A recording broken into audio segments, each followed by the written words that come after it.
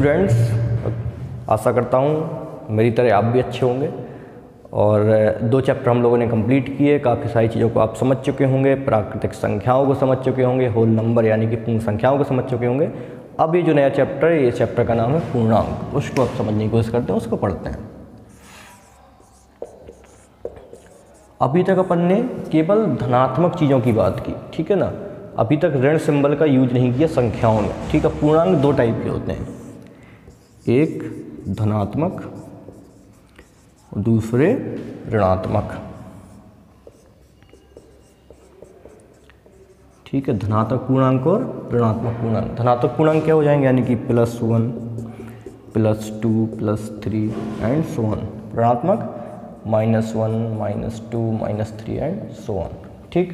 अगर इनको संख्या रेखा में निरूपित करेंगे तो क्या होगा, ये संख्या रेखा है, ये 0, इस तरफ हमेशा धनात्मक, इस तरफ ऋणात्मक। तो इस तरीके से ये +1, +2, +3 एंड सो ऑन। इस तरफ -1, -2, -3 एंड सो ऑन, ठीक है। इस तरीके से इनको हम संख्या रेखा में भी व्यक्त कर सकते हैं, ठीक है।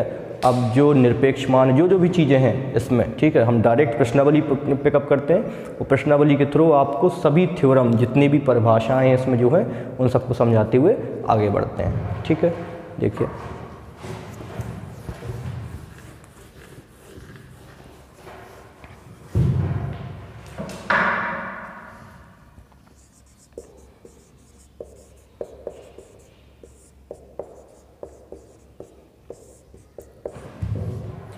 ठीक, 3A। तो 3A के क्वेश्चंस देखते हैं। 3A में दिया हुआ है कि एक सारणी दी हुई है भाई, ठीक है। बना दे सारणी, चलो बना देते हैं। एक सारणी दी है, ये इस तरीके से, दिस, ठीक। सारणी में पहला में है, ये 20 से डिवाइड कर दिया पहले। पहला है 19 और 7, दूसरा है 23 और 11, तीसरा है 25 और 13, चौथा है 29 और 17, पाँचवा है -29 -17, अगला है -25 और अगला है -23 और -11।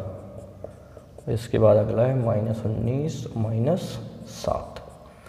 ये अपनी क्या दिया हुआ है, ये सारणी दी हुई है, ठीक है। अब इस सारणी में रिक्त स्थानों की अपन को पूर्ति करनी है। 3 इसमें 4 ऑप्शन दिए हैं, तो ऑप्शन से क्या मतलब है अपन को, ठीक। इसमें देखिए हो क्या रहा है, ये योगात्मक है और इसका ऋणात्मक प्रतिलोम है, ठीक है ना। जैसे 29, ये -29 -27, इसके बाद इधर हम जा रहे हैं प्लस में, इधर जा रहे हैं माइनस पे, तो 29 -29 -25 -23 -19। इस तरीके इधर क्या हुआ, -17। तो इसके बाद क्या आएगा, -13। यहाँ पे क्या हो जाएगा, -13। इसके बाद सेम -11 और -7। तो यहाँ आंसर क्या आ जाएगा, -13। दूसरा क्वेश्चन देखते हैं। दूसरे क्वेश्चन में भी सारणी बनी हुई है, बना देते हैं।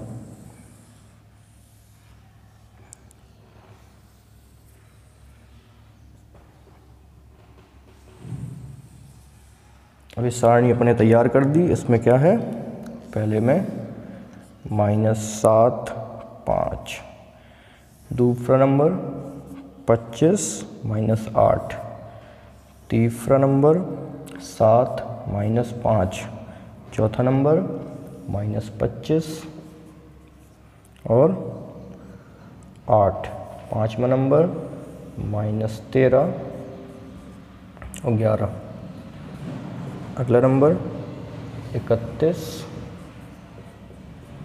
और -14,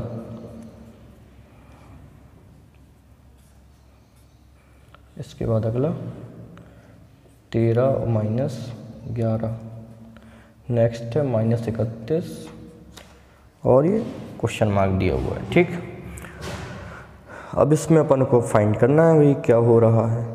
देखो तो इसमें हो क्या रहा है, ये जो पहला है पहले का तीसरा, दूसरे का चौथा, ये चल रहा है। अभी कैसे चल रहा है इसको अपन को समझना है। ये माइनस का 7 था तो ये प्लस का 7 हो गया, ये प्लस का 5 था तो ये माइनस का 5 हो गया, ये प्लस का 25 था, यहाँ पे क्या हो गया माइनस का 25, ये माइनस का 8 है, यहाँ पे क्या हो गया प्लस का 8। नहीं समझे? अरे ये माइनस था ये प्लस हो गया, ये प्लस था तो ये माइनस हो गया, ये प्लस था ये माइनस हो गया, ये माइनस था ये प्लस हो गया, ये माइनस का तो ये प्लस तो ये माइनस, ये प्लस था तो ये माइनस, माइनस 14 तो यहाँ पे क्या हो जाएगा 14 प्लस का, तो प्लस का 14 ये क्या हो जाएगा इसका आंसर हो जाएगा। ठीक है, ये सारणी आपको विधिवत समझ में आ गई है। तो अब आगे अगला क्वेश्चन करते हैं।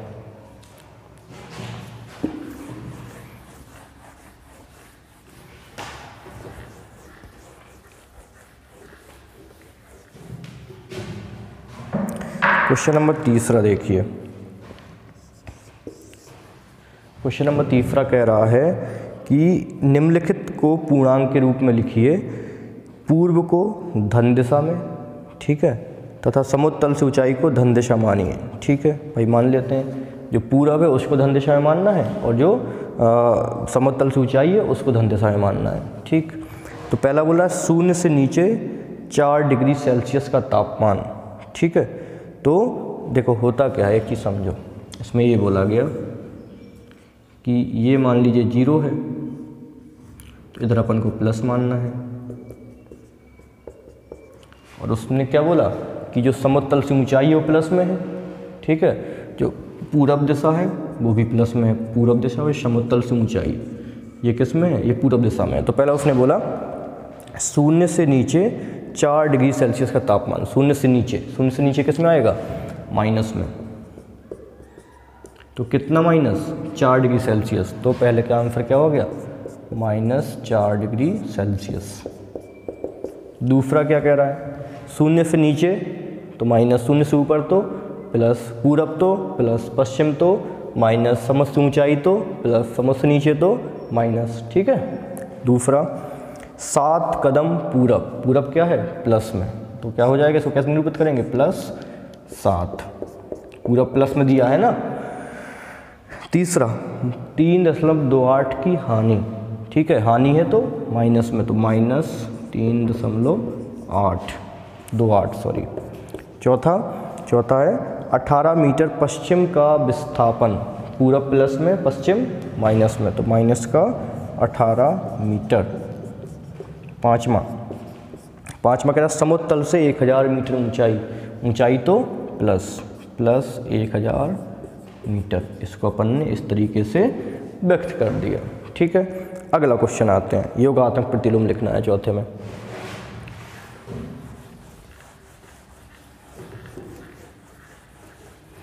बड़ा आसान है, बस धैर्य बना के करते रहिएगा तो कोई दिक्कत नहीं होगी। ठीक है, चौथा है कि योगात्मक प्रतिलोम ज्ञात कीजिए। योगात्मक प्रतिलोम, अब योगात्मक प्रतिलोम ज्ञात करना है। ठीक है, क्वेश्चन नंबर चौथे में तो देखो 2-3 का अपन ज्ञात कर देंगे, 2-3 का आप मतलब ये है कि अगर प्लस में दिया है तो माइनस हो जाएगा, माइनस में दिया है तो प्लस हो जाएगा। योगात्मक प्रतिलोम का मतलब ये होता है। तो पहला दिया है प्लस का 9 तो इसका क्या हो जाएगा माइनस का 9।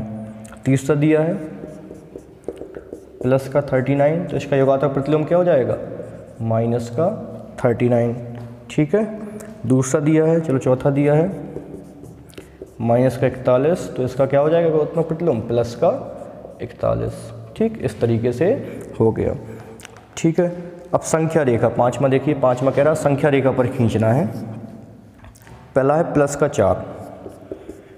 ठीक है, तो संख्या रेखा पर खींच दे रहे हो, उन पर निम्नांकित पूर्णांकों को प्रदर्शित, सब पूर्णांक हो जाएंगे। ये अपन ने संख्या रेखा खींच दी भाई, ये 0, ये प्लस का +1 +2 +3। ठीक, +4 +5 +6 +7 +8 और +9। ठीक है, यहाँ 0 इस तरफ, माइनस का 1 माइनस का 2, माइनस का 3, माइनस का 4, माइनस का 5, माइनस का 6 और माइनस का 7। ठीक है, तो इसमें इन सबको व्यक्त करना है, माइनस का 9 तक व्यक्त करना है। ठीक है, माइनस का 8, माइनस का 9, तो इन सबको संख्या रेखा में व्यक्त करना है। सभी मैंने संख्या रेखा में व्यक्त कर दिए हैं, जितनी भी संख्याएं इसमें दिए हैं सबको संख्या रेखा में हम व्यक्त कर चुके हैं। ठीक है, ओके, तो इनको आप करते रहिएगा। 5वां कंप्लीट हो गया। अगला क्वेश्चन देखिए, क्वेश्चन नंबर 6वां।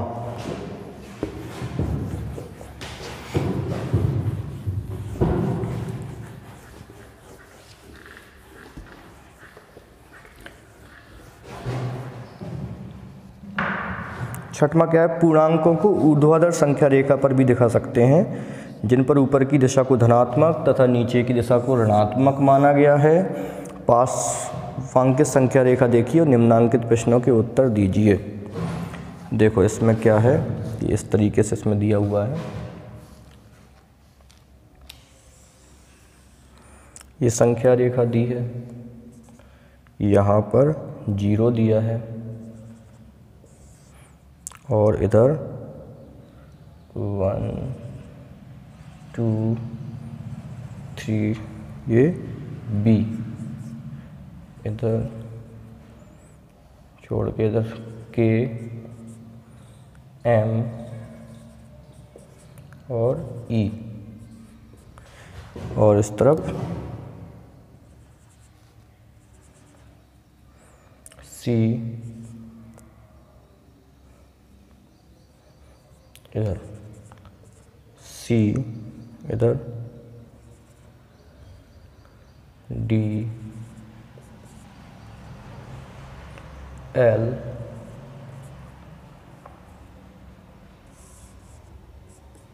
इधर A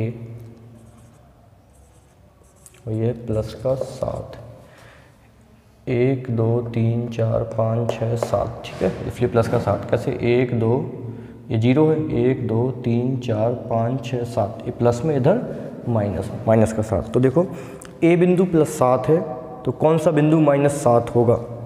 ये प्लस में है, माइनस में कौन होगा? इस तरफ 1 2 3 4 5 6 7, तो माइनस का 7 कौन सा? ये इस तरफ माइनस, ऊपर प्लस नीचे माइनस, तो लिख भी सकते हो -1 -2 -3 माइनस का 4 माइनस का 5 माइनस का 6 माइनस का 7। तो माइनस का 7 कौन सा बिंदु है? E। ठीक, क्लियर। दूसरा देखो, बिंदु B किस पूर्णांक को निरूपित करता है? बिंदु B में कौन सा पूर्णांक है? माइनस का 3। तीसरा देखिए, तीसरा कह रहा है बिंदु B का विपरीत बिंदु कौन सा है? बिंदु B -3 पे है, जो +3 पे होगा वो होगा, पहले देख लो, +1 +2 +3 +4 +5 +6। तो बिंदु B का विपरीत बिंदु, बिंदु B है -3 पे, तो +3 पे कौन सा है? जो +3 पे होगा वो निरूपित करेगा, तो +3 पे कौन सा है? C। चौथा, बिंदु D के, देखो ये बात समझ आ रही कि नहीं? एक बार कहो तो मैं फिर से बता दूं, देख लो एक बार फिर से। A उसने बोला कि +7 पे है, तो इसका विपरीत यानी कौन सा? -7। -7 कौन से बिंदु निरूपित करता है? E को। ठीक है, दूसरा बोला बिंदु B किस पूर्णांक को निरूपित करता है, तो बिंदु B किसको निरूपित कर रहा है? -3 को। ठीक है, तीसरा क्वेश्चन कह रहा है बिंदु B का विपरीत बिंदु, बिंदु B क्या है? -3, इसके विपरीत क्या होगा? +3, तो किसको निरूपित कर रहा है? C को। अब कह रहा है बिंदु D के L से निरूपित पूर्णांक लिखिए। बिंदु D किसको निरूपित कर रहा है? बिंदु D +5 को, बिंदु K -5 को। ठीक है, बिंदु L, ठीक है, L कहाँ है? ये L किसको निरूपित कर रहा है? +6 को। ठीक, पांचवा पॉइंट देखिए, पांचवा, बिंदु D, K और L के विपरीत को बताइए। ठीक है, तो बिंदु D +5 है, -5 पे कौन सा है? K। बिंदु अगले कौन सा है? K कौन से? -5 पे, +5 कौन सा है? +5 D, तो D हो जाएगा। बिंदु L 6 पे, -6 पे कौन है? M, तो इसका विपरीत क्या हो जाएगा? M। ठीक, तो इस तरीके से ये हो गया। क्वेश्चन नंबर 7वां देखिए, क्वेश्चन नंबर 7वां कह रहा है कि निम्नांकित के बीच के सभी पूर्णांक लिखिए। सातवें का पहला है -2 और +3, इसके बीच के पूर्णांक लिखने हैं। ठीक, दो तरीके से कर सकते हैं, एक तो ऐसे कि -2 के से लेकर के प्लस की तरफ बढ़ेंगे, तो -2 के बाद क्या आता है -1, इसके बाद 0, इसके बाद 1, इसके बाद 2, इसके बाद 3। सबसे आसान है, आप एक संख्या रेखा बना लीजिए। ठीक है, संख्या रेखा में 0 हो गया, ये इधर प्लस का 1 2 3 4 5 6 7, इधर माइनस का -1, -2, -3, -4, -5, -6। तो इससे बोला -2 और +3 के बीच, तो -2 और +3 के बीच कौन कौन सा आएगा? -1 0 1 2। ठीक है, इधर तक इसके बीच के ये हो गए। ठीक, क्वेश्चन नंबर दूसरा कह रहा है 0 और 6 के बीच, 0 और 6 के बीच कौन से आ जाएंगे? 1 2 3 4 5। ठीक है, दूसरे क्या हो जाएगा? 1 2 3 4 5। ठीक, थर्ड कह रहा है -4 और +4 के बीच, तो -4 से +4 के बीच कितने हैं? इधर से लेके इधर तक, तो लिख दोगे -3 -2 -1 0 1 2 3। क्लियर? तो इस तरीके से ये वाला क्वेश्चन नंबर 7 कंप्लीट हो जाएगा। आगे देखिए,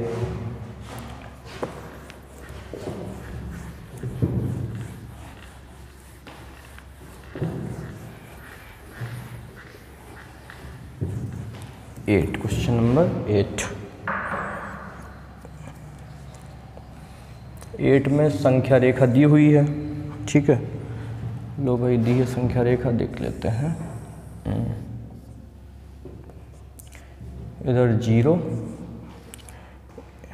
प्लस में दिया है 9 तक, तो थोड़ा सा और बीच से लेके चलते हैं। 1 2 3 4 5 6 7 8 9, माइनस में 5 तक, -1 -2 -3 -4 -5। ठीक, ये दिया हुआ है। तो निम्नांकित पूर्णांक को जोड़े और बीच के पूर्णांकों को आरोही क्रम में लिखिए। तो पहला है 2, -5। ठीक, तो निम्नांकित पूर्णांकों के बीच के पूर्णांकों को, तो इसके जो पूर्णांक हैं, ठीक है, इनके बीच के जो पूर्णांक हैं उनको आरोही क्रम में लिखना है। तो इनके पूर्णांक क्या है? -4 से लेकर के 2 तक के पूर्णांक ये हो गए, तो इनको लिखिए आरोही क्रम में। तो इधर से लिखेंगे आरोही क्रम। ठीक है, यानी कि आरोही क्रम का मतलब क्या है? घटते से बढ़ते या बढ़ते से घटना। बताइए, टाइम है आपके पास 1 मिनट का, कि आप इसको बताइए आरोही क्रम क्या होता है, फिर मैं बताऊंगा आरोही क्रम क्या होता है। ठीक है, तो 2 से लेकर के, अच्छा प्लस का 5 है इधर, तो है ना, 2 से लेकर के 5 के बीच आरोही क्रम का मतलब होता है बेटा घटते से बढ़ते क्रम, यानी कि बढ़ते हुए क्रम में। ठीक है, तो 2 से 5 के बीच कौन कौन से हैं? 3 और 4, तो 3 और 4 का आरोही क्रम ये हो गया। दूसरा देखिए -4, -0, -4 और 0 के बीच में कितने आएंगे? इतने आएंगे, तो यहीं से लिखना -3 -2 -1, ये हो गया आरोही क्रम। और देख लीजिए एक आध, 6 से -1, -4, -1 और 4 के बीच में, -1 और 4 के बीच में ये आ गए, तो इसको इसी क्रम में लिखना है। 0, 1, 2, 3। ठीक, तो ये इस तरीके से अपन लिख देंगे, ये आंसर अपना हो गया समाप्त। ये इसके जो 2-3 क्वेश्चन मैंने छोड़े हैं वो इसी तरीके से आपको करने हैं। ठीक है, क्वेश्चन नंबर 9।